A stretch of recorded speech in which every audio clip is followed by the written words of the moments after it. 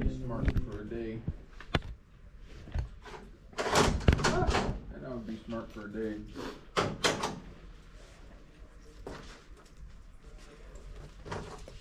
Anyways, pressure regulation.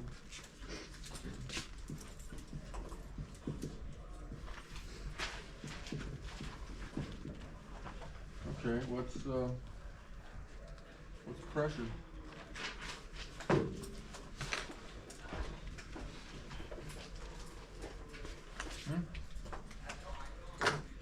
Basic stuff. I ain't got time. I ain't got time to play anymore. We're running out of time. We're running out of time.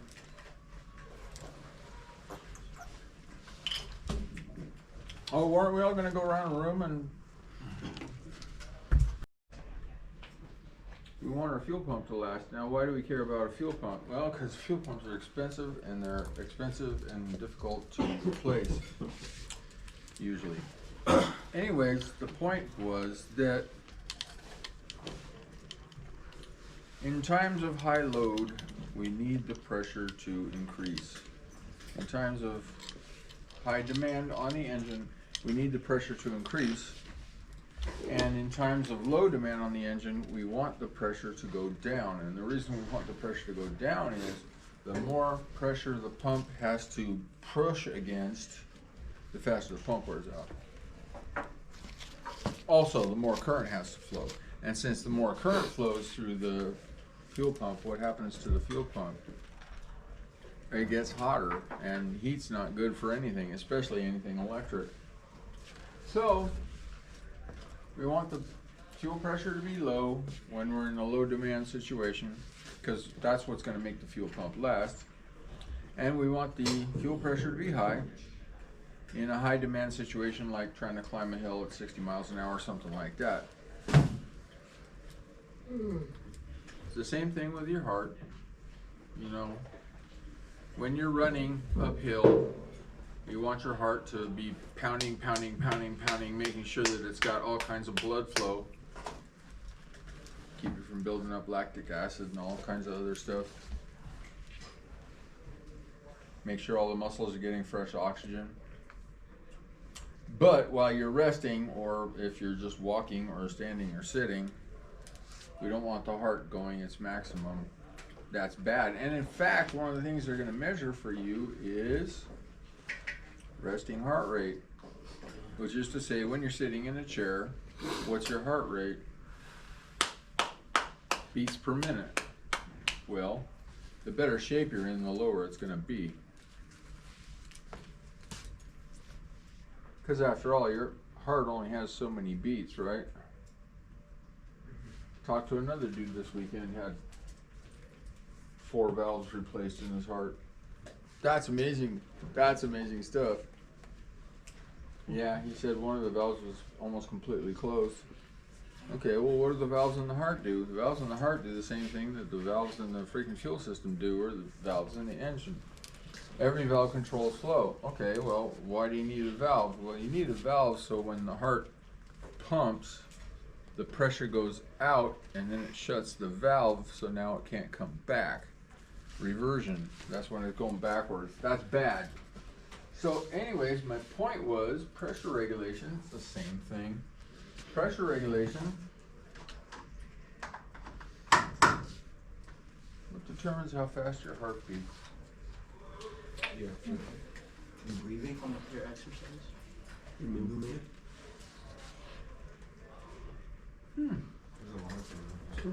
Sympathetic response. Pressure regulation means we want the pressure to be low when the demand is low, and we want the pressure to be high when the demand is high, which means we're not only going to get good pump life, but we're also going to get the fuel we need when we need it, because as we've said a number of times, as engine speed increases, you're going to have less and less time for each combustion event, which means whatever fuel you're going to get in there, you got to get it in there quick. And the way you do that is by kicking up the pressure. Now, typically, how do we adjust air-fuel ratio on vehicles with electronic fuel injection?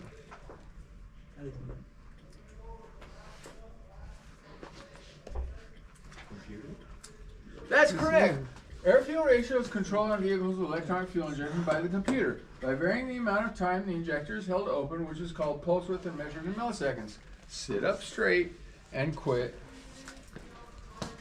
Whatever you call this. You know, I was talking about that today. It's like people sitting on the side, people sitting on the bench of their own lives. Well, they're afraid to go out and play because they might get hurt. Because it was useful, because, you know, Brian was here and Diego was here. They both got hurt this year in the football games. But what do you learn about yourself? You learn that you're willing to put forth the effort that will put forth the level of effort that will get you in a situation where you get hurt. Better off sitting on the bench. Oh, I don't want to get hurt. I might get hurt, so I'm just not gonna. Okay. They do it in every aspect of their lives. That's your best answer? Sit on the bench of your own life? Okay. Anyways, my point was, typically what we're going to do is we're going to increase the pulse width, but the problem is, you know, as the engine speed goes up and up and up, you don't have that much time anymore. So now we got to kick up the pressure. Well, let's see. So I'm going to open up my injector 3 milliseconds. If I double the pressure, what happens to the amount of fuel I deliver? It doubles. Yeah, exactly. So that's what we're trying to do when we put ourselves in a high engine speed, high engine load situation. We want to have high pressure because we don't have much time, and whatever fuel we're going to get in the cylinder, we have to get in there quick. So we're going to kick the pressure up. Even though that high pressure is going to start beating up the pump, that's why we don't do it for a long time, hopefully, theoretically. Okay, so pressure regulation. Here's the thing about this. Pressure regulation, we got the old school way and the new school way. The old school way goes like this. I kind of do like that. Pressure regulation. Yeah. Ah, really nice. Okay, so there's the old system.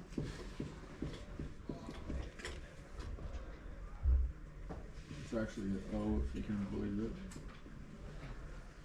Remember, this weekend is the Grand National Roaster Show at Fairgrounds. What in the world? Haram. What the? Yeah, what is that? All fall down. I got no hype. When you was hitting the board, it like. Oh yeah, 100%. That'll do it. Alright, so the old system has a pressure regulator mounted on the fuel rail.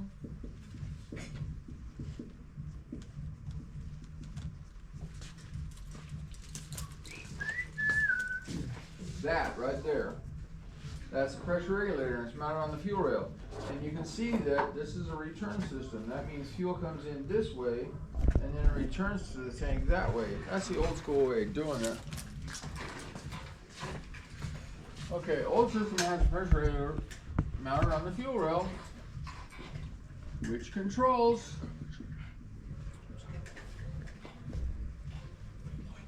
return flow to the tank. What tank? Gas tank. There you go. You got it.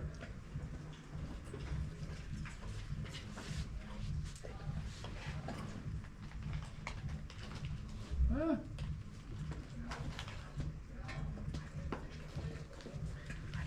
Yeah, like that. Okay.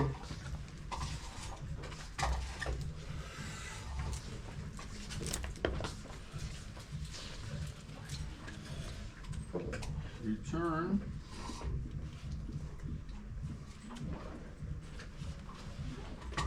percentage, I guess is the way to say it, is based on engine load.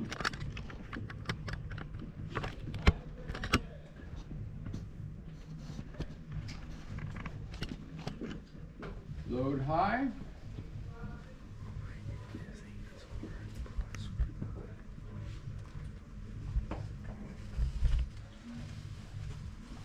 Low return, which equals high pressure.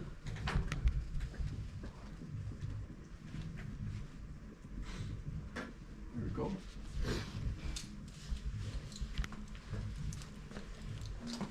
If the load is low, it's not that much being asked of the engine.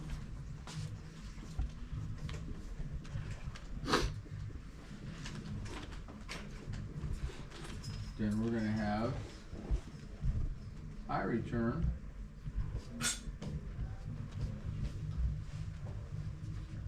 and low pressure as a result.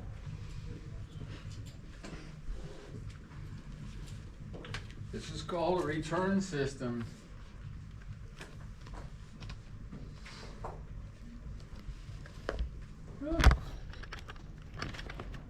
So the C5's out. Finalmente, 4 o'clock on Saturday. 4 o'clock. You wanted it out by 12, huh?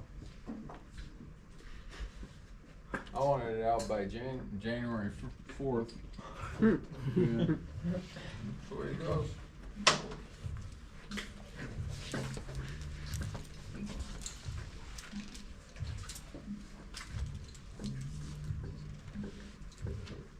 Yeah, so blew through my Saturday and I was kind of thinking to myself,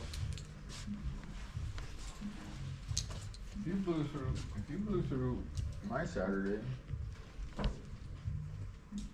doesn't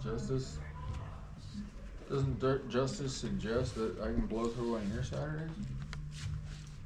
Everybody can give something. Reciprocity. Okay, so the old system has a pressure regulator mounted on the fuel rail. That's this little rattle right here. In this case, it's vacuum operated. You can see it's got a vacuum hose sitting right there. And the engine load. Engines tend to make high vacuum when they are not working that hard. When they start working hard, the vacuum goes way down. And when the vacuum goes way down here, what it's going to do is it's going to close off the return. As you can see, this is the intake, that's the outlet, inlet, outlet.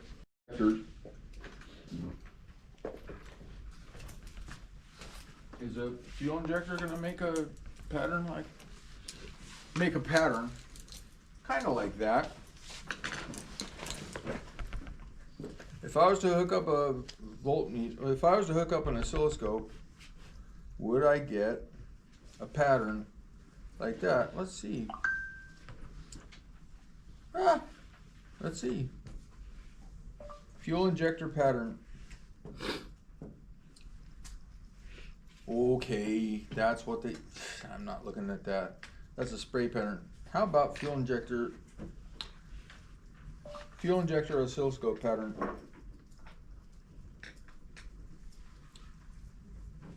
Yeah.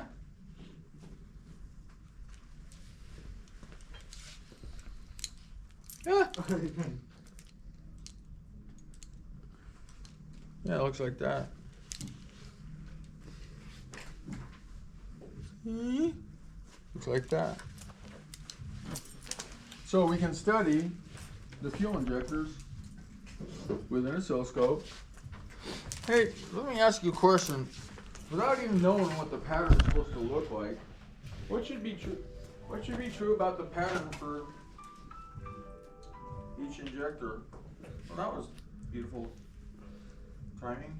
Okay, what should be true about the pattern for each injector? Yeah, they should all be the same, right? Can we find bad injectors by studying the oscilloscope pattern? Yes. Yeah, all day long. See, that's what it looks like electrically. This is voltage going this way, that's time going that way. But you have to understand, this is the time the injector is on. It's only on for 2 milliseconds. So we gotta get this oscilloscope so it's really cutting the time really small. Because if I looked on the meter's not gonna tell me anything. Not gonna tell me anything of value. Yeah. That's an injector pattern. So the oscilloscope's really going to enable me to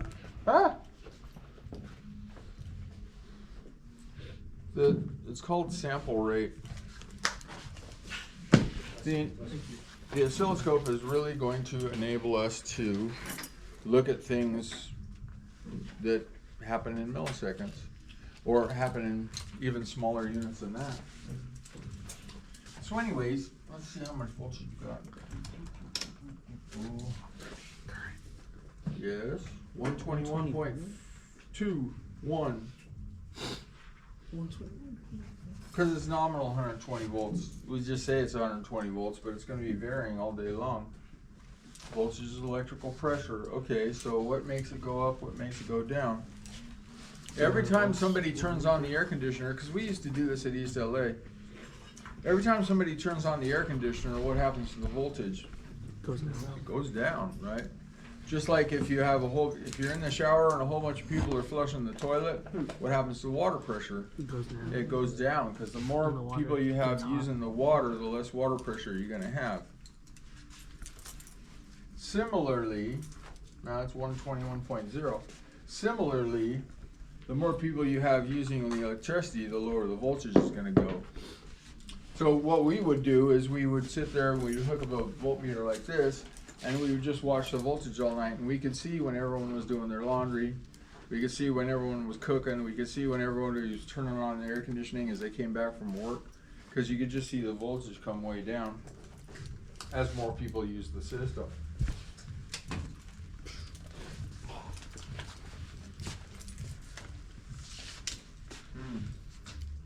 So I sent this to the FBI, and it said that your fingerprints weren't on it. Wrong. Caleb? Shouldn't they be? Now they are. Yeah, okay. Yeah, now they are. All right. That's not how that works. Let's see. Fortunately, that is the Cavalier way. Okay. Well, we're talking about ignition systems, so we're talking about transformers.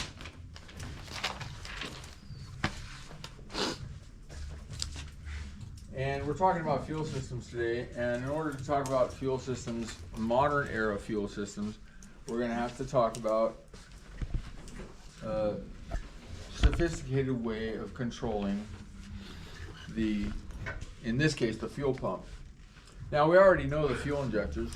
We already know the fuel injectors are controlled by by basically what we call pulse width, right? Air fuel ratio is controlled on vehicles with electronic fuel injection by the computer by varying the amount of time the injector is held open, which is called pulse width and measured in milliseconds. Okay. So how does it work? Okay, so we change the pulse width, which is to say how long the injector is held open. Okay, so what change does that make? Well, the fuel system's under pressure, right? Created by what? The fuel pump. Fuel pump is correct, thank you. So we have fuel pressure in the fuel rail, which is this black thing right here. We have fuel pressure in the fuel rail. All this is a solenoid valve, which is to say, if I put 12 volts across this thing, the pintle, which is the little thing, is going to open up and allow flow out of the injector. Now, if I do that for a short period of time, I'll just get a little fuel. If I do it for a long period of time, I'll get more fuel. Yeah, so that's how we control the air-fuel ratio, which is to say the proportions of air and fuel inside the cylinder. Now, why would we care about the proportions of air and fuel? Because what's important about air? What do we care about? You know, we're talking about combustion. What's important? What's important about the air? You need air. It's got oxygen. Yeah, 21%, right? So what we need to do, in fact, if you look over here, this is air-fuel ratio. And we want to get 14.7 to 1. That's the perfect ratio for combustion by weight, air to fuel. So how do we accomplish that? Well, we accomplish that by varying how long these injectors are held open. That's called pulse width and measured in milliseconds. Well, what we're talking about today is pulse width modulation. So let me in the new system, it's called returnless because it doesn't have a return line. No pressure regulator, but we have a pressure sensor. The pressure sensor reports to the PCM, telling the PCM if its commands are being effective. PCM is controlling the fuel pump by pulse width modulation, which is to say we're going to be shutting the fuel pump on and off. Because we're going to do the exact same thing with the fuel pump that we've done with the injectors. We're not going to give it full power all the time. See, back in the return system, yeah, the fuel pump's running all the time. In this new system, that ain't true. Now, let's talk a little bit about electric motors. Electric motors, well, I'd go ahead and say electric devices, put it that way. Electric devices only work well. Let's say most, that's probably better. Most electric devices only work well at the voltage they're designed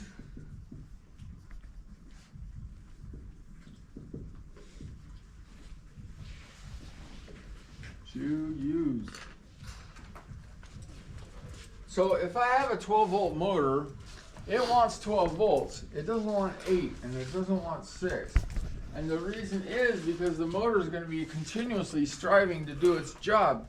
So if the voltage goes down, it's going to try to make it up with current. Okay, so now we got more current in your electric device. Why is that a problem? What does current bring? Heat. Yeah, exactly. So anything we have that has a coil, we want to make sure it gets full voltage, because if it doesn't get full voltage, it's going to try to make it up with current. Current brings heat, which is going to burn up the electric device. Motors are very sensitive to this. Most motors, there's some motors that aren't, but most motors, certainly the fuel pump motors, going to be very sensitive to making sure it gets full voltage. So, okay, so how are we going to get 50% pressure? I mean, if my pump is capable of doing 100 psi, I don't want it running at 100 psi all the time. Why? Because it's like having your heart working at 120 beats per minute. Stuff starts to wear out. So, pulse width modulation.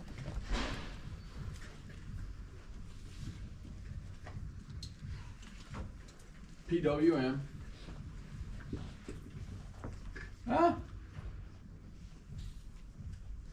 Delivers full voltage, but only a percentage